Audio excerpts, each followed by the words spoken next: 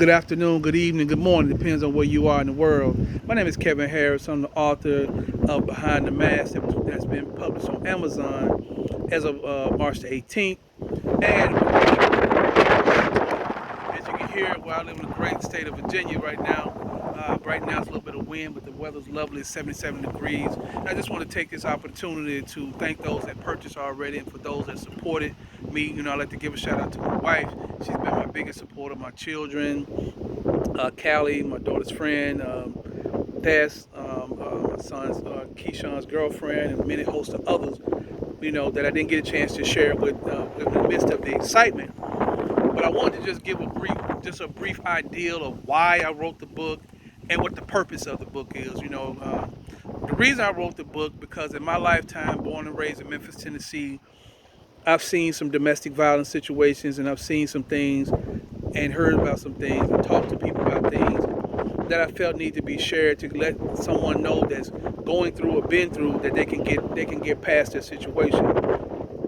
So I sat down years ago, this was quite some time ago, and wrote different stories about the people I've talked to. I'm not giving their actual names. I wrote some stuff about my life that's in the book also that's real. It's not fake and phony. It's not make believe. But I went through some things as a child, as a teen, and saw some things, different things going on. They say I got the receipts. You know what I'm saying? I got the receipts. I know the time, date, can't forget it because it's stamped in my head, but I wanted to show people how I overcame those problems and how the people that's in the book overcame the problems. One of the ones, my favorite story in the book is the me I see is not me. Now I wrote that and I wrote that it was a personal thing for me because for a long time I felt like I just couldn't look in the mirror at myself. I know it sounds crazy and petty, but I just couldn't look in the mirror. I couldn't look in the mirror and look at myself because I came up during a time in the late 70s and 80s where dark skin was just not the in thing in my city. So it kind of gave me a complex. I know men don't talk about complexes and stuff, but it gave me a complex about that. And what really broke the complex is when I met my wife. And my wife was totally opposite. She's from New York, and it was different for her. Dark skinned man was in, the Afrocentric concept. So those things took me. So when I wrote that from my perspective, that the individual that I'm talking about in the book, she looked in the mirror and she didn't like what she saw. And so I wanted to let people know that you may see something, what you're seeing a reflection of, be proud of who you are. Be confident who you are and know that you are who you're supposed to be. And a lot of times people in society can tell you by their opinion on what you should be, what you should look like, what school you should go to, where you should work, how you should act.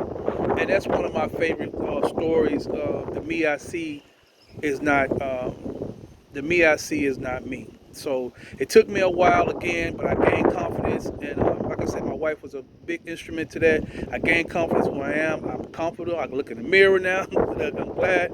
I can do podcast videos. I'm happy with who I am, but there are so many men that don't talk about their esteem issues and how they're dealing with different trauma and what's going on in their lives because it's not the fashionable thing for men to talk about. But we're in a time now where mental health is so serious. We need to talk about these things, and we need to talk about them things openly without the fear of being judged. A lot of times men feel like they're going to be judged as less than men. So what happened is they keep it to themselves, and it's a term I like to use, which I'm going to write another book about, suffering in silence.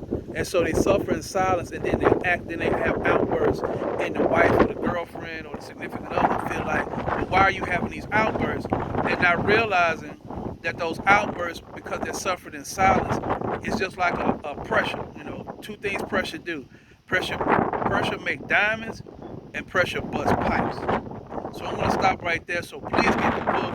You're going to enjoy it. We got several other stories in there. I mean, it's a story for everybody. If you don't like one story, go to the next story. I guarantee you will be satisfied. It's on Amazon. It's on the Kindle. Check it out. You will not regret it. Till next time, you all have a good rest of your day. And remember, be proud of what you see in the mirror. Because I'm proud of what I see in the mirror. Peace.